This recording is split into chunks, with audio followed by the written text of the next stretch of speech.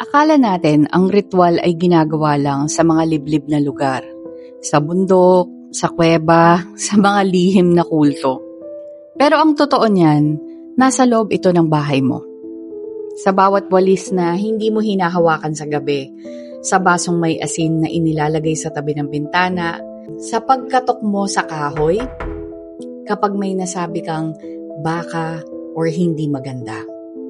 Ito ang mga ritual na hindi natin tinatawag na ritual, pero sinusunod pa rin natin.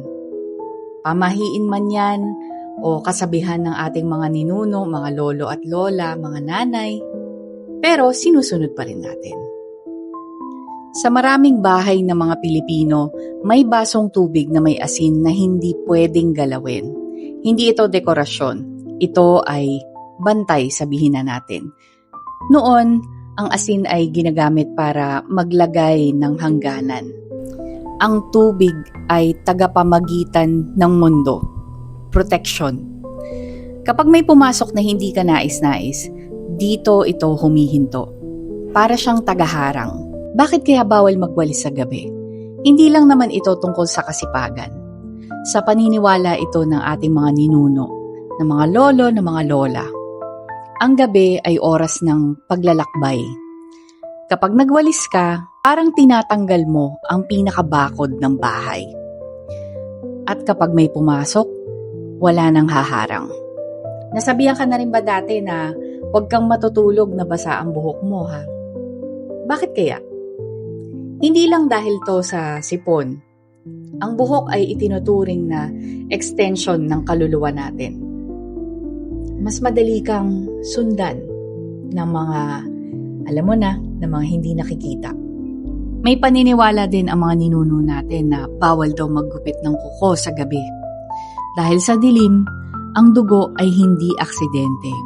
Ito ay isang klaseng pag-anyaya.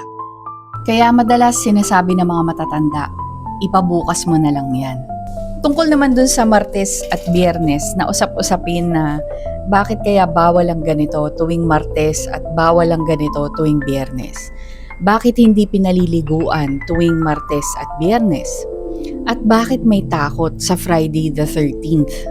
Hindi lang dahil simpleng malas, kundi dahil may bukas. Nagbubukas, thinning of the veil, ang belo ng mundo natin at ng kabilang mundo, ng spirit world.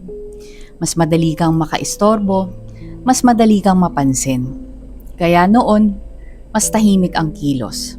Mas kaunti ang galaw, mas mabigat ba ang reading pag ganitong araw. Kaya hanggang ngayon, may mga nagtatanong pa rin. Minsan sa akin, bakit mas mabigat daw ang mga tarot readings tuwing ganitong mga araw ng Tuesdays at Fridays. Sa pagtulog naman natin, bakit may tamang direksyon ng tulog? Bakit may bawal na posisyon? Noon ang gabi ay hindi lang pahinga. Ito ay ang oras ng pagdalaw. Kaya may mga anting-anting sa ilalim ng unan. May asin sa tabi ng kama. Minsan may rosaryo sa ulunan. Hindi dahil relihiyoso lang tayo, kundi dahil nag-iingat din.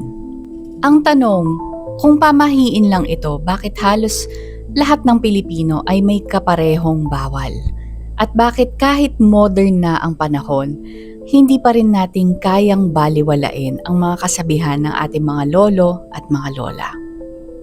Kung may mga pamahiin din kayo sa bahay ninyo, ikwenta mo naman sa comments.